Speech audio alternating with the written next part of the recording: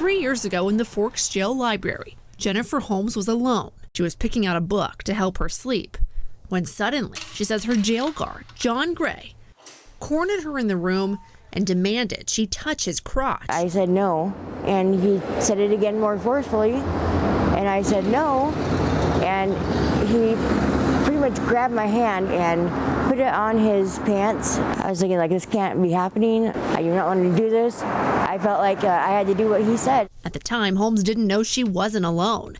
Gray was a repeat predator. He pleaded guilty to sexually assaulting Holmes and 3 other women who were inmates while he was a Forks jail guard. All right, so we're here for sentencing. After the 4 convictions, a Clallam County court judge sentenced John Gray to prison for 20 months. On counts 1 and 4. But with good time, he got out in 13. I don't think that he got enough time because he used his power as a place of to take advantage of people. I think it sends a terrible message. Craig Hemmons is a criminal justice professor at Washington State University. He studied nationwide penalties for corrections officers who commit sex crimes. I was shocked, very, very surprised to see such a low sentence for what appeared to be serial misconduct. You'd think people in positions of power like jail guards would face tougher sentences, not lighter ones. So what happened? Well, the answer starts with the Washington State Legislature. 2 decades ago, lawmakers created a new crime to hold corrections officers in cases like this to account. The new charge was custodial sexual misconduct. But in the process, they set a lighter sentencing range for this crime compared with the most serious rape cases involving civilian offenders. And it's a good thing that we did pass this bill. Lawmakers involved at the time said they had good intentions, making it easier to convict corrections officers of sex crimes. Had there been no such bill, I don't know that there could have been any prosecution. But there's no record of why the crime got a lower sentencing range. If those offenses had occurred outside of a custodial setting, his sentence would have probably been higher. Brenda Smith is a D.C.-based law professor who helped develop the national standards on handling sexual victimization behind bars. The message that it sends to this group of women who we know have very, very high rates of past victimization is that what happened to them isn't as serious as what happens to other women. The Jefferson County Sheriff's Office thought they had evidence for John Gray to spend more time in prison.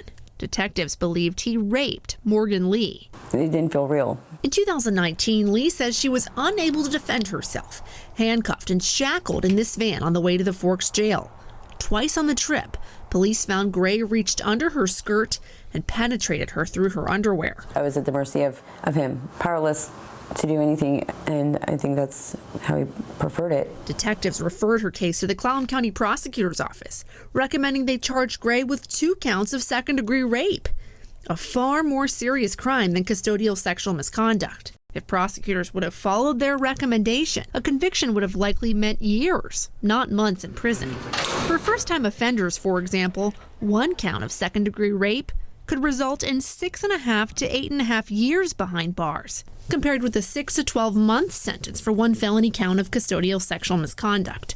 Absolutely no regrets. I did my job. Michelle Devlin, the Clallam County Chief Criminal Deputy Prosecutor, stands by her decision to not charge Gray with rape. A prosecutor has an ethical obligation not to charge anything that they don't believe they can prove beyond a reasonable doubt. Devlin offered Gray a plea deal, and that led to the 20-month sentence. I had 4 people that were all in different emotional states, varying abilities to testify, and this is what we ended up with. Mr. Gray, anything you want to say to the court? After the deal, Gray was convicted of 2 misdemeanor and 2 felony counts of custodial sexual misconduct.